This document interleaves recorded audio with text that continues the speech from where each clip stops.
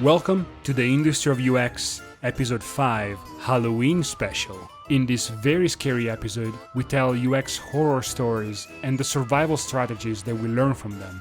My guests are Paul Pittman from Amazon, Danielle Salisbury and Ray Gonzalez from Zappos, and I'm your host, Filippo, also from, you guessed it, Zappos. You can show support for this podcast by subscribing to the Industry of UX on your favorite podcast app, and you can check out theindustryofux.com for the show notes, episode details, and to leave comments and feedback about the episodes and the podcast overall. With that said, let's dive right in with some introductions. Hey everyone, Paul here, back again. We're going to be talking about some really cool UX nightmare stuff. If you don't know who I am, I'm Paul Pittman. I work at Amazon in Vancouver. I'm working closely now with a group of Zappozonians in Zappos in Las Vegas. I'm a UX designer here. Been here for about 4 years and loving it. And not really looking at going anywhere else right now. So good to meet everybody. Solid intro, Paul. Solid intro. Let's move it over to Danielle. Hi, everybody. My name's Danielle. I am a product manager at Zappos for the customer service experience team. I've been in tech, specifically UX, for about 13 years now. So looking forward to this conversation. Awesome, Danielle. Thank you so much. And then we have Ray. Hey, everyone. My name is Ray Gonzalez. I am a lead UX designer at Zappos. Been here for about 2 years. Been doing UX for, a decade. Sounds weird to say that now, but yeah, been here for a while and happy to be here. Awesome. And then it's me, Filippo at Zappos, working with Danielle on the customer service technology team, working in UX. And I've been in UX for the past 10 years, in design for 15. And I'm going to kick it off this Halloween special, UX horror stories, with Paul. All right, Paul, I know that, you've been in UX for a long time. You have seen a lot of bad things happening in UX. I'm sure you have your list of nightmares and skeletons in the UX closet. So why don't you dust one of them for us? Give us your worst. Oh, man. It's funny because when you ask me that question, I try and stop to think about one. And then before I can finish my thought, I'm already thinking about the next one and then the next one and the next one. So yeah, it's, when I first got in this industry, I had this sort of like really good, angel intentions of like being this wonderful designer that's going to create all this really great stuff. And then I quickly realized when reality hit that that's not the real world. So I find that, my years in UX now, I know what's it been, 14 years, I think, somewhere around there, before UX was really a UX thing. I was always on that sort of level of proving myself and what UX was. So when my nightmares come about, they're very real and very scarring to me, and I won't forget most of them, that's for sure. One that really sticks out to me is when I was at this one company, obviously I won't say, the company, covering my butt, because I don't want that nightmare to come back in real life, that I worked for this one organization. They had a really strong development team, and they really weren't focused on anything that was UX. And at that time, I was always pushing to the idea of like, we're missing a lot of these things in the experience. I can see that we're going to have a lot of gaps, and there's going to be drop off if we do this. And everybody was kind of like, what do you mean like by drop off? And explain yourself. It was a lot of that. Well, what do you mean? Like, what is this that you're talking about? And as opposed to knowing what the actual damage could be. So one that really stuck out for me was I designed this application. I was developing at the same time too, because UX wasn't really fully integrated as a real process within our systems. So I said, okay, well, here's what we're gonna do. We want to push this thing to the tablet, which was great. So we had the system where you can do a grading system using the tablet as opposed to writing it on paper and then going back to your desk and then kind of putting this information in. So we were building this application to let the grading application happen right then and there in front of the student as you're looking at their work.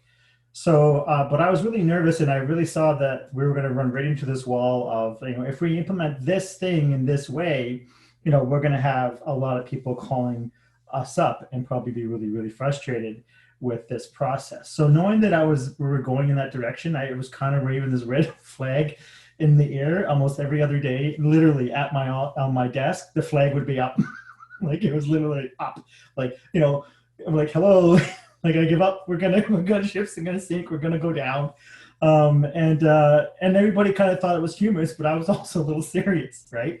Knowing that when we did this, what the repercussions were going to be. But I had a lot of naysayers, and here at Amazon, we disagree and commit is one of our leadership principles.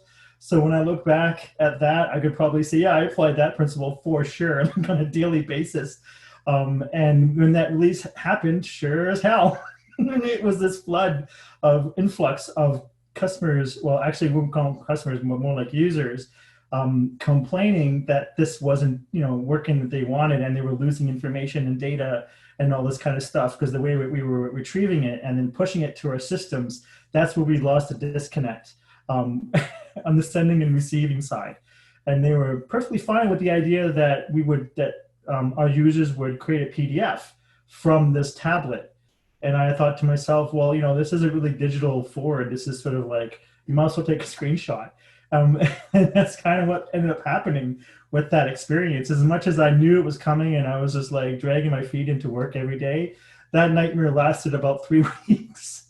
And I won't forget it, that's for sure. So there's my doozy. I have more, but that's the first one that hit me. All right, big takeaway on that one, Paul? Oh, big takeaway? Data. I didn't have enough data to back up my decisions. So I was going in the theory of more or less what I knew was going to happen. I don't want to say assumptions, but I predicted it. And I used the word prediction a lot. And it wasn't enough to sway my stakeholders to believe in me in that sense. So if I had data, which we didn't even have, we couldn't compile data because we just didn't have it with us. That my takeaway there was if I had enough data there, I think I would have been, I probably would have swayed more people not to go forward with some of the stuff that we were doing as part of that release. Wow. Had you told that story with a flashlight under your chin, I would have really screamed at some of the red flags things. But yeah, I mean, it's a good one. And I definitely can sympathize with a lot of it and empathize with a lot of it too. But without further ado, Danielle, you're up next. Okay, thanks. I have had a couple of weeks to think about this, and like Paul, there's no shortage of stories that I could think of. So I'm going to go with one that I've used in actually the interview process of tell me about a time when something you didn't go well. I have this, I got this, wait. So let me tell you about a time when I was working at a previous employer. I had been in UX, working in the UX team as a program manager for about 7 years at the time. But this was the first time I was coming to a new company. I was going to work on enterprise software. The customers were going to be all in the building, and I was super excited. In UX, obviously, there's nothing better than having direct access to your customers. So I thought, this is amazing. This is going to be awesome. We're going to build the best product ever. So again, I have to emphasize, this is the first time I'd had done enterprise software. So I passed the interview, got the job, got to work, started building this product, listened to probably literally every single customer in the building, and just kept going and going and going. And just to give you a kind of a visual, the way the company was set up, geographically, it was a 4-story building, and each story had a different department on it. So we just kept going up the stairs, asking everybody what they wanted, back down the stairs, asking everybody what they wanted. And we had no shortage of requirements. It was basically, I really don't know what I was thinking at the time, but I thought, the more customer feedback, the better. So we kept iterating and going and going and going. And as you can imagine, this led to a ton of scope creep. Trying to please every single person in the building was no easy task. We did paper prototypes for testing because we wanted to iterate really fast. I thought, this is going to be awesome. I'm going to prove myself. This is going to be amazing. So we paper prototyped with everybody on every floor. And obviously we got different results, different user feedback from every single one. And this is sort of jumping ahead to the takeaway part, but instead of taking that moment to kind of define what are our guiding principles on this, I thought, let's make the tool for everybody. Let's make it for the salespeople on the 5th floor. Let's make it for the lawyers on the 4th floor. Let's make it for the studio on the 1st floor. And needless to say, about a year and a half later, and countless design iterations, and way over scope, still in budget, I might add, though. We had this project management studio, photograph studio, stylist, merchandising, marketing, legal application that at the end of the day, I'm really happy I still had a job there. But that's probably one of my biggest horror stories, and definitely one of the examples I use when I get the tell me about a time when it didn't go as planned. And that's probably the biggest one. Thankfully that's behind us. Thankfully the company is still doing really well. And thankfully they got us some other designers on that project. Do you think what do you guys think? I mean, with the idea of Halloween coming up, that's a Frankenstein project. I was Dr. Frankenstein in the story. It's like, I want to please everybody. Here, sucker. There you go. I thought I was doing the right thing. I was like, this is the new company. I'm going to show them how to listen to the customer. And I listened to literally every last customer. I could just imagine the room like, here comes Danielle. Okay, get your list ready. Let's do this. It might have been. I mean, I don't want to discredit anybody who worked on the project. It was amazing. Like, the collaboration was really great. And the developers who worked with were amazing. And there were some really, really good features that we took away from it. But I have to say, somebody should have stopped me way earlier in that process. That's a great Swiss Army knife that you got there. The one that has 200 blades, and you're supposed to take it in the woods with you, and it weighs 10 pounds, and you cannot physically grip it because you have to use two hands to grip it because there are so many blades. And at the point, and taking them out with your nails, it's such a pain. You're better off just using a stick that you find in the woods with doing anything that compared to that Swiss Army knife, and it's like $400. I'm going to throw out like another analogy, because that could be like a paper cut like in the UX world. I think that's the exact feedback I got, was we would have been better off using a stick. How much would it cost to hire a stick? I don't know. Oh, awesome. I mean, the big takeaway is pretty obvious, but I still would want you to kind of elaborate a little bit more on it. Yeah, so moving forward in every subsequent product, especially as I've continued to work in enterprise software, is the customer is obviously still going to be your best source of information, but as important as identifying the pain points of the customer, it's important to set a scope and principles that guide you through every step of the way. So when you start to get scope creep and you really have the best intentions and your users have the best intentions, you can go back to the principles you set and the vision that you set at the beginning of the product and kind of use that as your litmus test to decide whether or not this is even the right product for such a request, or if maybe this is a dead end version, or maybe you can, sort of introduce a different type of solution that has nothing to do with what you're trying to build. There are ways, and I've learned to gently push back, to still take into consideration users' needs and wants and pain points, but it doesn't all have to be in one massive product. Absolutely. Makes a lot of sense. Well, thanks, Danielle, for sharing. And let's move over to Ray. What you got for us? Hey, all right. Well, I guess my story comes from very, very early in my career. So at the time I was working for this company that was sort of an agency. And we had this one client who, came to us for design. This client was very, very much into Apple. And I think this is like around the time when the iPhone had just recently come out.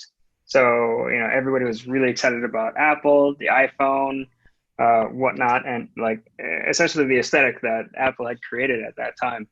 Also along this time too, is like Web 2.0. So that also throws in an extra wrench in there. Anyways, so, this client came to us and asked us to do this design for them, be very Apple. And this client here was I guess like a cosmetic surgeon of some sort, in a very affluent area, and so he was very much concerned about his appearance. And so, getting that apple look just right was absolutely important for him. So, we took our initial stab at it. We gave him a couple of things. He was like, "Nope, all right, nope, this is not exactly what he wants. He's just going to do it himself." Whoa. Okay, cool. Well, I mean, that makes things a lot easier. There's a lot less iterations. There's a lot less that we need to do. He could just pretty much take care of it on his own. Great. All right. So he starts to take care of it on his own. And he starts to send me designs, and he piecemeals it to me. And we start to work towards it. Okay, cool. Here's this thing. All right, let's get it let's get it built up. Let's actually get it into production. And then when I start showing him the things that ultimately it ends up being, he's very, very upset. He's like, "This is not the way that I wanted it to be. This thing is off. This font is not quite the right weight. This thing is a few pixels off. This line is a pixel too tall." And I'm just like, "Oh man, I'm ready to just, go to town on this guy." But, I guess like me being a very early professional and this being one of my first like few clients to work with, I tried to, all right, let's calm down. Let's get in the Zen zone. And all right, let's understand, okay, well, what is it that you want? What is the issue? So, we started talking through that. And I eventually learned that he's been sending me designs that he's designed on Illustrator, which presents a very interesting problem, right? Because I guess the way that he decided to use Illustrator, it wasn't in the exact dimensions of any real screen, for one.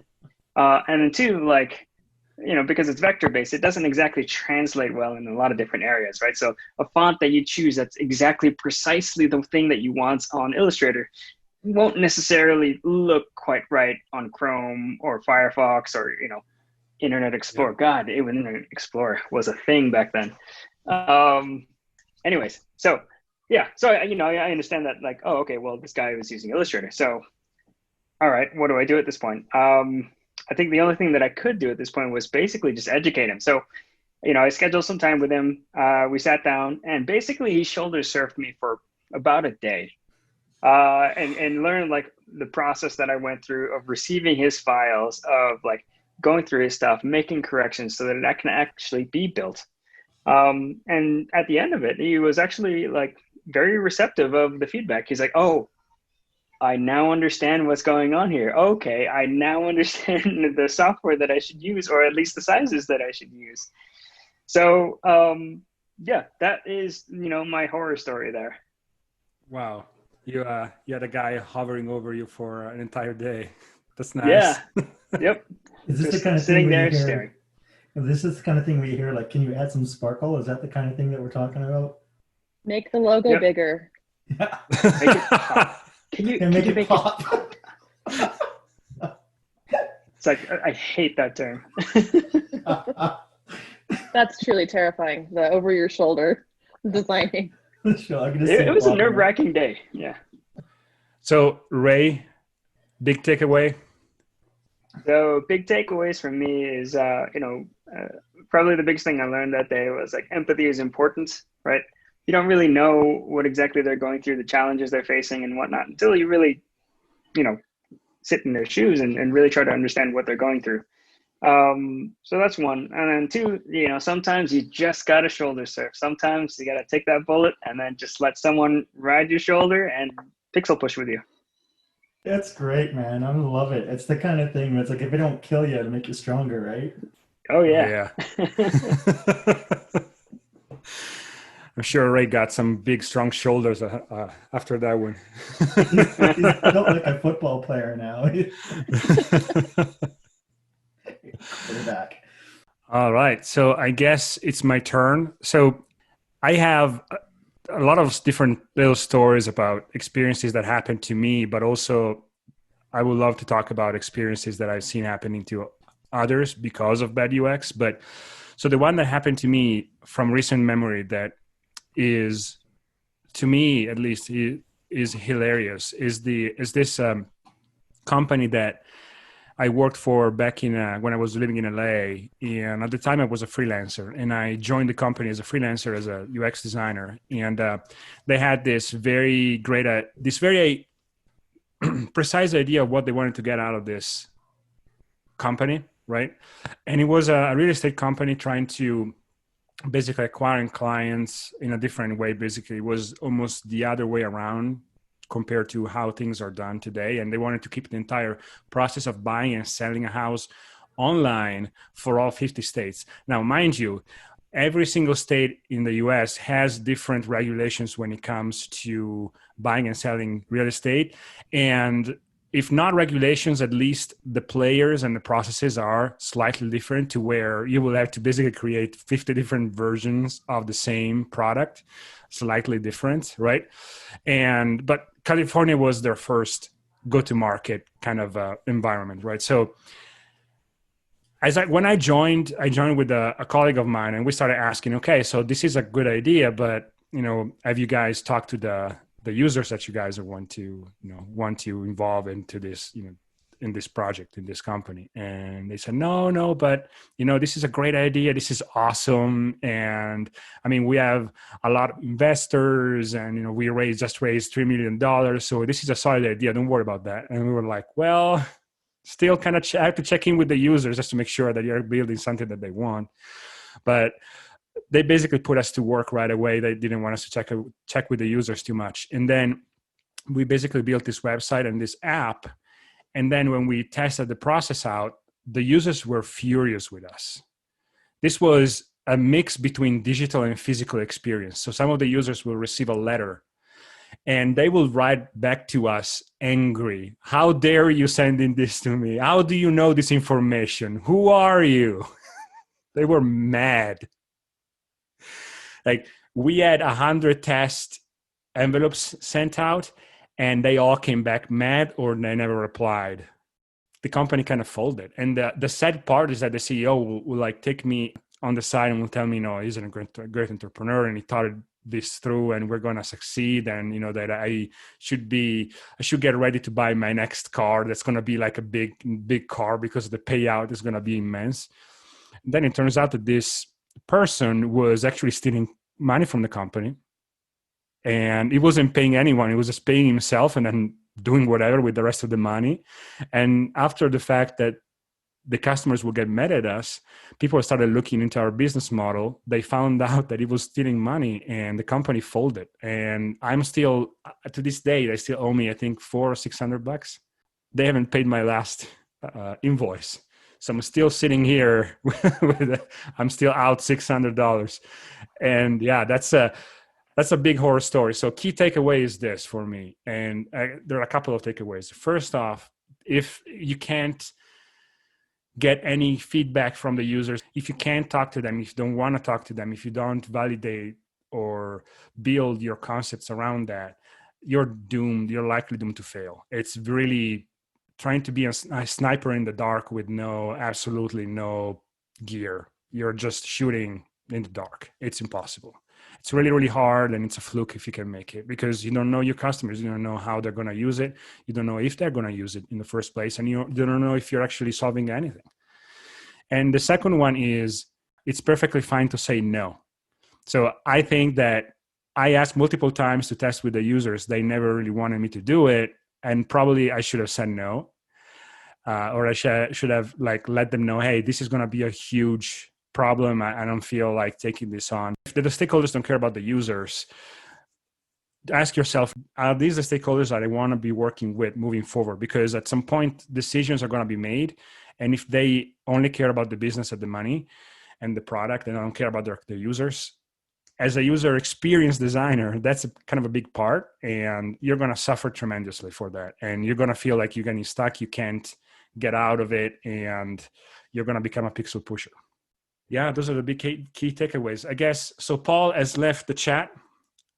He unfortunately had to go put out a fire on the Amazon front.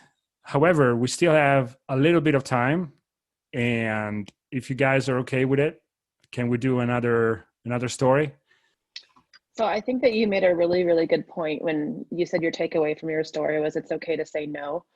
And I think being around for a while, you start to learn that.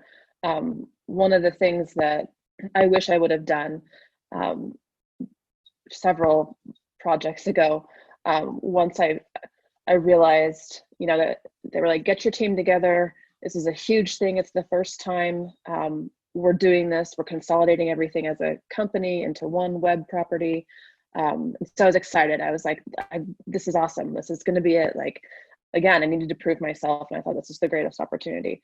And then as different business groups started to, and this is a super hierarchical thing. So as different business groups came in, it was sort of like, the highest paid person in the room gets to make the decisions. So by the time I had been given the project, decisions had been made already on specifically navigation. So I felt that my hands were tied in the back of my head, but I didn't have the courage to say anything. So I took it and I said, if this is what we're working with, this is what we're going to work with, and it's going to be a success. And if the ship goes down, I'm going down with it. And I don't know why I thought that was the best, state of mind to have, when in reality, I should have looked at what was actually happening and said, either can we relook at this, or can we do some user testing? It's really, really difficult to make a website, to consolidate a whole bunch of disparate websites into one and not have any feedback from the users, or not have any say over the navigation. So I realized what they were asking for was not user centric. It was more of a content management type thing, put the pages where they go. This is, everything else is already set for you.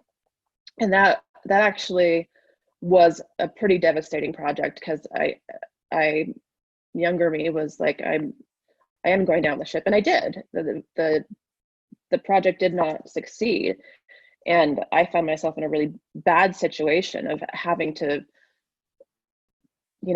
basically figure out what's my next move with the company. Like, it was such a bad failure for me personally, that I found myself in a position I've never found myself in before or since, in thinking about, okay, I just blew the biggest opportunity that I had because I didn't know my own boundaries.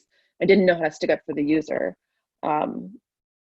So yeah, that one took me a long time to get over. I think I still have some PTSD from that. But to your point, Filippo, knowing when it's okay to say, this is not a situation that's workable, this is not going to yield the best customer experience. I think that was huge. Thank you so much for sharing. And I think you're already kind of embedded your takeaway right at the end of your story. And yeah, I think that, it's hard. It's hard because, being able to at the same time fight for your users, and you also have stakeholders that are pushing a certain direction, and you have like leadership that pushes in another direction. Sometimes you feel like alone and the only one that is trying to keep everything tied up and together and kind of moving it forward, with all these things that push from different directions. And I'm sorry, probably I kind of killed the mood with my story. I think that we were all like in a happy mood, and I kind of put a kibosh on it with just a bad UX stories. But Ray, we are really high pressure on you. We have expectations. Oh man, there's No, too much pressure now. All right, your turn. All right. I'm trying to think about like which story I should go with here, because there's a story that actually is like along the lines of what you guys have been talking about, right? Making sure that you talk with the user, and yeah, let's go that direction. So this is a lesson that took me a long time to really learn fully and understand, right? So, working in an agency environment, you work with a lot of different clients. They pay you to do something, and then you do it, right? The issue there is that, even if you think that you need to or want to, be able to talk or test against the end user, that's not the person that you are directly communicating with. That's not the person who's actually paying you. The person who's actually paying you, usually has this idea of like, oh yes, I definitely want this thing. I definitely want this thing. And no, I don't want this thing. No, I know my users. This is exactly what they want, right? And so now you've got this issue of like, all right, well, are you sure that's what your users want? Are you willing to pay more to allow us to be able to, validate those things, to ask those users to test this thing. And a lot of times, maybe at least at the scale of the clients that I was working with, the answer was generally no. They weren't willing to pay for more of those things. And so regardless of how I tried to argue that, like, oh, this is the best way to do it, I just didn't really get much traction on there. But, in hindsight, looking back at it, I think the bigger issue for me was that I didn't really know how to necessarily communicate the value of doing that, right? The way that I was doing it was in a very naive way. It's like, oh, well, this is industry best practice. This is what we're supposed to do. This is the good thing for the user. But honestly, like, saying the good thing for the user doesn't necessarily translate well in the business, right? You need to be able to say, oh, okay, well, this somehow impacts the metric that you're concerned about, whether that's the bottom line, some signups, or whatever it is. And so, if I were to do it all over again with what I know today, I would essentially bring some kind of a metric that says, hey, okay, you can get this kind of a lift, or you can validate this thing and save yourself this much money if you were just able to do this one thing. And that's the end of UX horror stories for now. I hope you enjoyed the stories and you can use the takeaways in the future to avoid your next UX horror story. You can subscribe to the Industry of UX on your favorite podcast app, and you can check out theindustryofux.com for show notes, episode details, and to leave feedback and comments. Thank you so much for listening. I hope you have a great Halloween weekend, and remember, why did the ghost go into the bar? For the booze. All right, that was terrible. I'm out.